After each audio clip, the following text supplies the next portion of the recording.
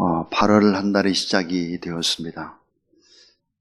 뜨거운 폭염보다 더 뜨거운 주의 사랑으로 한 달간 또 승리하는 귀한 여러분 다 될 수 있기를 주님의 이름으로 축복합니다.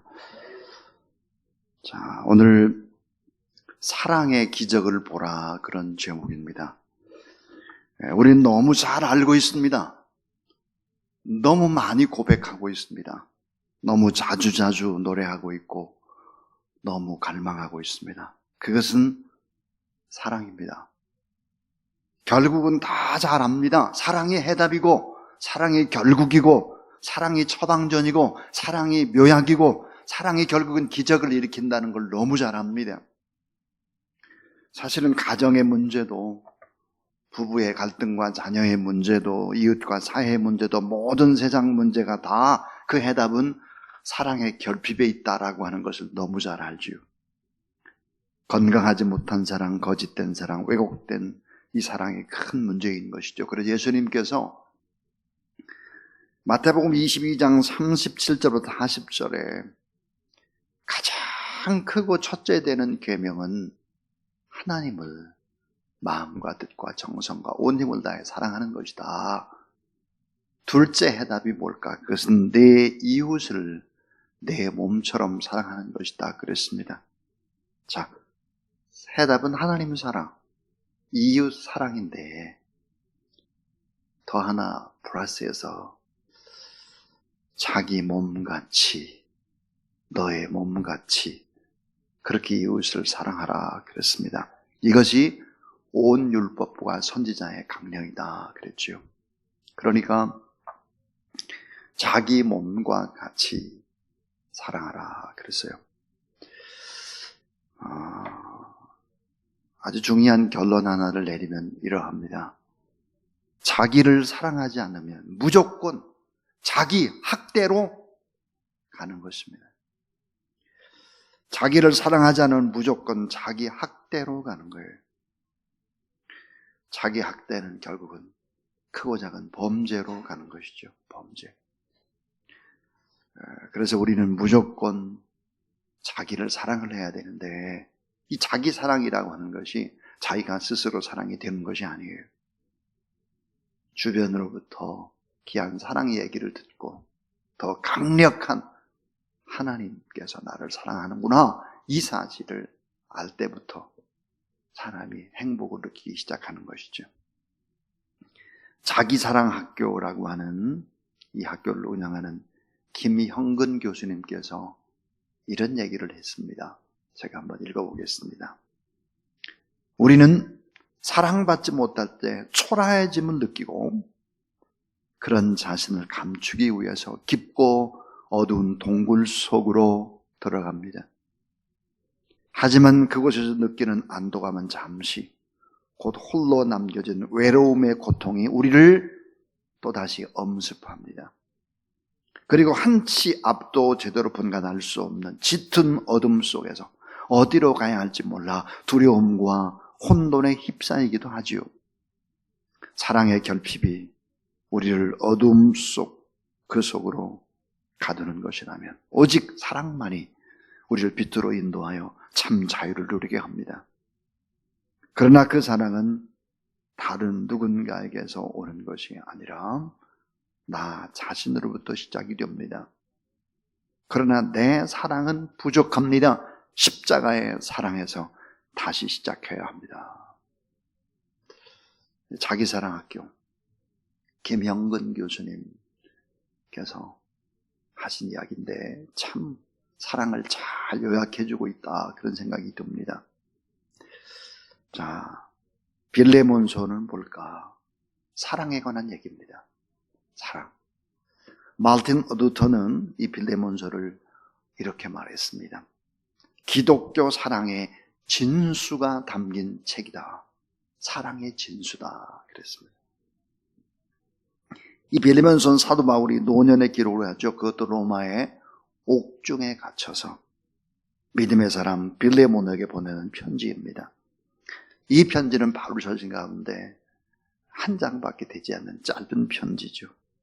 단어도 334단어밖에 되지를 않아요. 아주 짧고 짧은 편지입니다.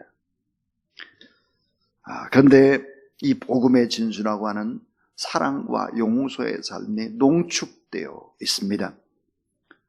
빌레몬서의 이 짧은 편지는 잠시 이 땅에 머무르다가 가는 우리에게 어떻게 사랑을 해야 되는지를 가르쳐주고 있습니다. 그래서 복음의 능력이죠. 어떻게 우리는 영원한 하나님의 나라를 바라보면서 이 땅에 잠시 잠깐의 삶을 살고 오늘이라고 하는 이 시간도 금방 흘러갈 텐데 오늘 우리가 어떻게 살아가야 되나? 그런 해답을 제시합니다. 자, 오늘 이 본문 속에서 우리가 꼭 깨달아야 되는 진리 그 몇 가지를 얘기하려고 합니다. 그 첫 번째입니다. 그 첫 번째가 전달되는 십자가의 사랑입니다. 전달되는 십자가의 사랑. 이 십자가의 사랑이 전달되면 기적을 일으킨다는 거예요. 그 기적도 우리가 상상할 수 없는 기적입니다. 한 개인이 변화되는 그 정도가 아니에요. 역사를 뒤바꾸는 사랑이죠. 그래서 전달되는 십자가의 사랑, 사도 바울의 사랑입니다. 이 편지의 발신자 바울 자신은 1절에 자신을 이렇게 소개합니다. 그리스도 예수를 위해서 갇힌 자다. 갇힌 자가 뭐예요? 죄수다.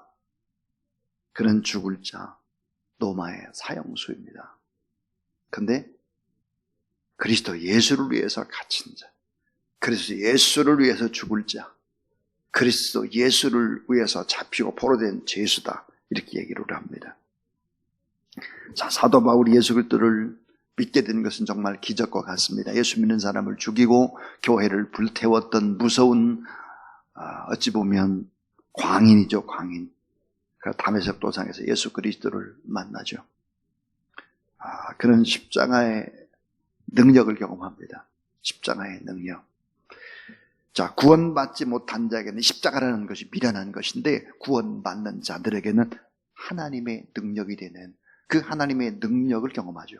그 십자가의 능력을 압니다. 십자가의 능력이라는 것이 구체적으로 뭘까요? 그것은 바로 죄를 깨닫게 하는 능력입니다. 죄를 깨달아요.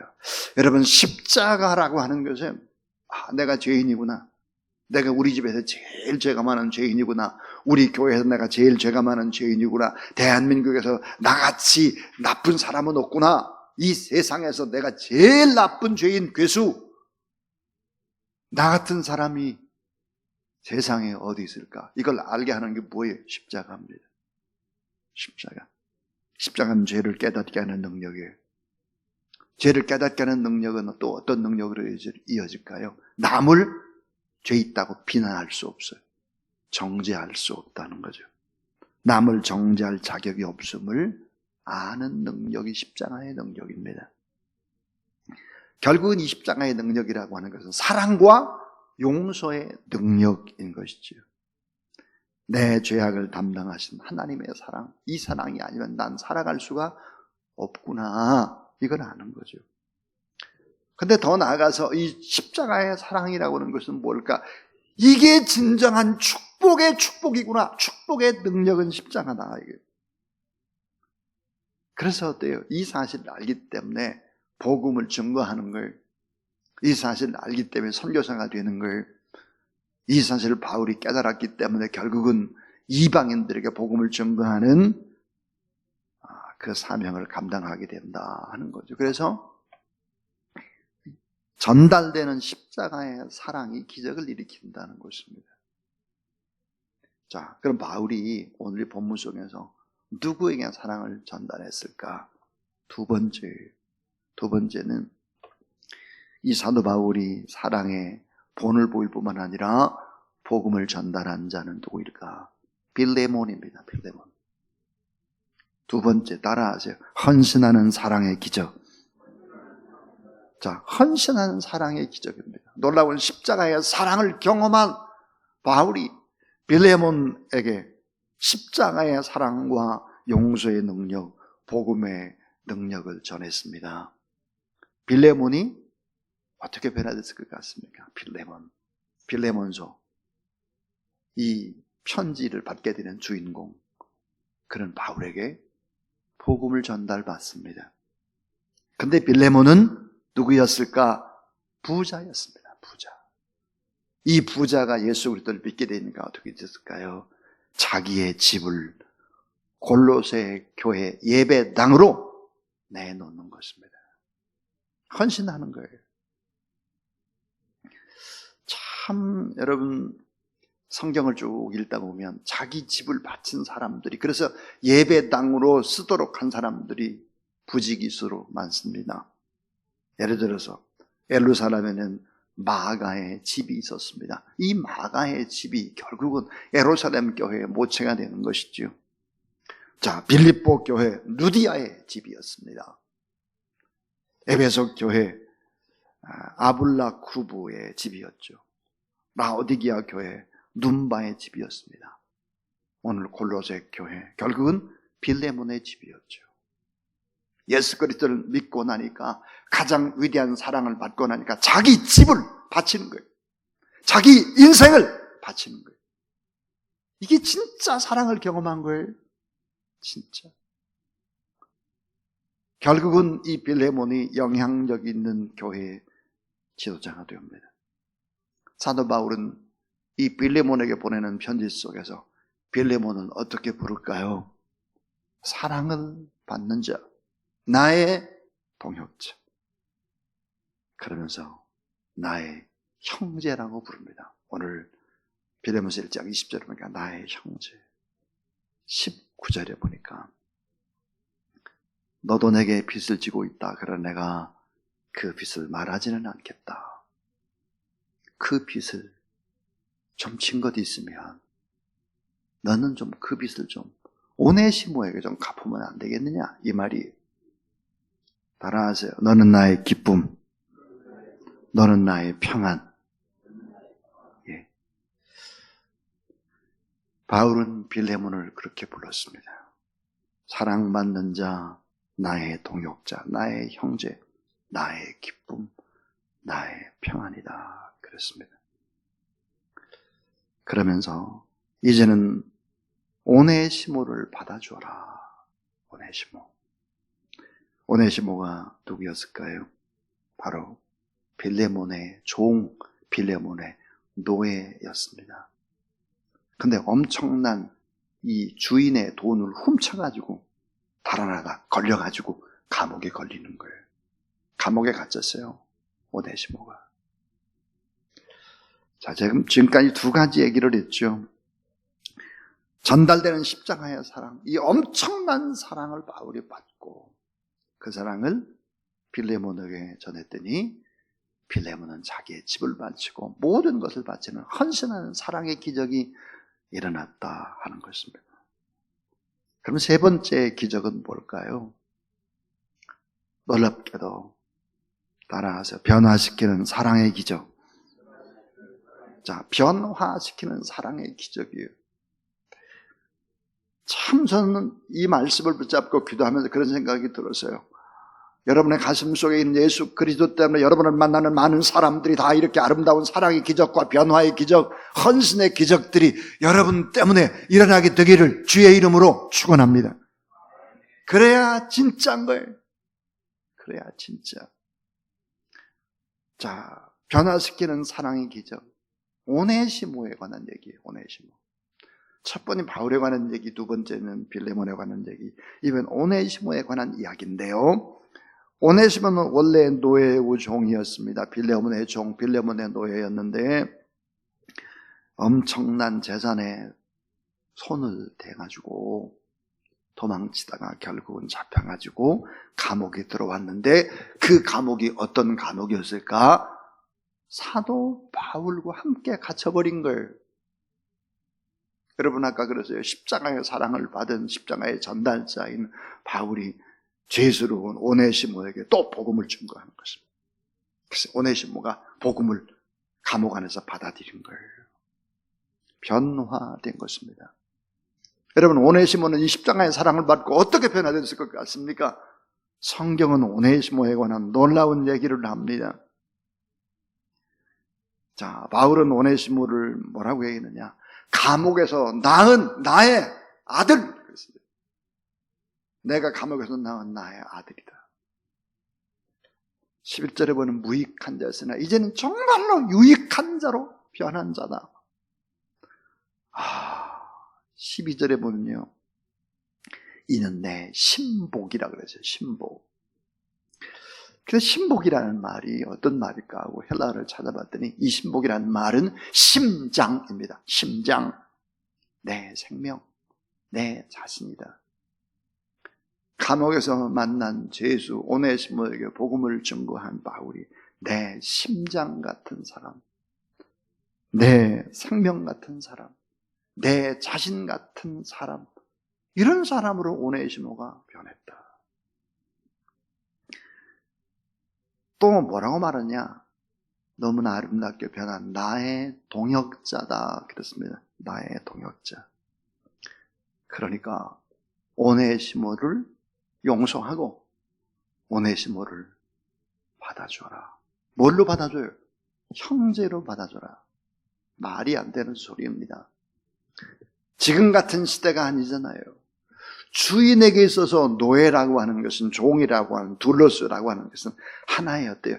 그냥 재산이고 하나의 그냥 상품이고 하나의 물건 취급을 받을 때입니다. 어떻게 감히 형제가 됩니까? 노예가. 말이 안 되는 거죠. 감옥에서 나온 내 아들이다. 그는 무익한 자였으나 유익하다. 고린도서 4장 7절 9절에 보니까 신실하고 사랑받는 형제다. 그런 신실하다. 그런 내 심장, 내 신복이다. 나의 동역자다. 그러므로 받아줘라. 뭘로? 형제로. 노예로 받지 말으라는 거예요. 여기서 우리는 마지막 결론에 도달하게 됩니다. 그 결론은 어떤 결론일까요? 자, 이 복음을 받아들이게 되면 사회, 정치, 경제, 사회, 문화, 사회의 변혁의 기적이 일어난다는 게 변혁. 도저히 정치가 할 수 없는 일을 십자가의 복음이 뒤집어 놓고 제도를 바꾸고 문화를 바꿀 수 있는 힘이 십자가의 사랑에 있다 하는 것입니다. 여러분, 로마 제국 당시 노예들의 수가 얼마나 됐을 것 같습니까? 기록에 보면 6천만 명쯤 됐다는 거예요. 6천만 명. 그 당시 이 사회 제도, 노예 제도를 폐지한다는 것은 말이 안 되는 거예요. 6천만 명의 노예가 있습니다. 로마에 여러분 콜로세움이라든지 그 엄청난 모든 것들은 다 누가 졌느냐? 노예들이 졌습니다. 이 노예 제도를 폐지한다? 말이 안 되죠. 근데 여러분, 놀라운 기적이 일어나는 것입니다. 너의 노예였던 오네시모, 너의 종이었던 오네시모를 너의 형제로 받으라. 이 말은 노예 제도를 완전히 뒤집는 거죠. 시대의 흐름을 바꾸는 역발상의 기적. 이 복음은 노예 제도를 완전히 뒤집어 놓습니다. 복음이 들어가는 곳에는 달라지는 것이죠.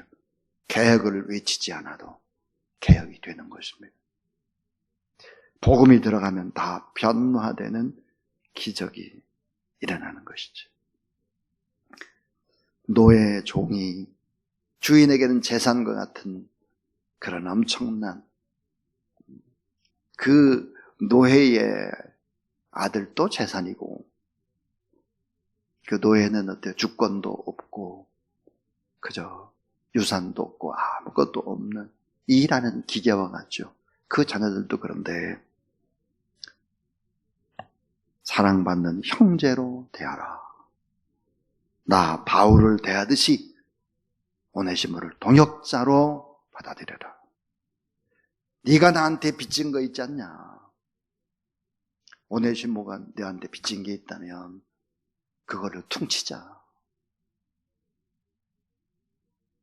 나와 함께한 하나님의 나라에 꼭 필요한 자니까 꼭 그렇게 받으라. 이게 십자가의 사랑이다. 참 짧은 한 장의 편지지만 기독교의 진수가 담겨져 있는 것이죠. 전달되는 십자가의 사랑, 그 엄청난 사랑을 바울이 받았습니다. 빌레몬이 그 사랑을 받았습니다. 말없이 헌신하는 것입니다. 가장 소중한 집을 바치는 것입니다. 또 변화시키는 엄청난 사랑. 빌레몬이 또 바뀝니다. 빌레몬과 또 오네시모가 또 바꿔지는 것이죠. 제도가 개혁되기 시작을 하는 것입니다. 결론은 이것입니다. 왜 사회는 점점 더 부패하고 힘들어갈까? 십자가의 사랑, 이 사랑의 전달자, 우리의 역할들을 주목해야 하는 것입니다. 우리 스스로가 얼마나 주의 십자가의 복음이 아니면 안 된다라고 하는 이 사실, 이 마음을 가지고 내가 지금 살고 있는가 하는 것이죠. 또 교회가 교회의 보낼 역할들을 하고 있는가. 우리 스스로를 돌아보면서 이 사랑의 기적이 여러분 때문에 일어나게 되는 놀라운 은혜가 오늘부터 여러분의 평생에 이런 사랑의 기적, 이런 감격들이 있게 되기를 주의 이름으로 축원합니다. 자, 315장 하나님 앞에 우리 찬양을 드리면서 봉헌하겠습니다. 315장입니다.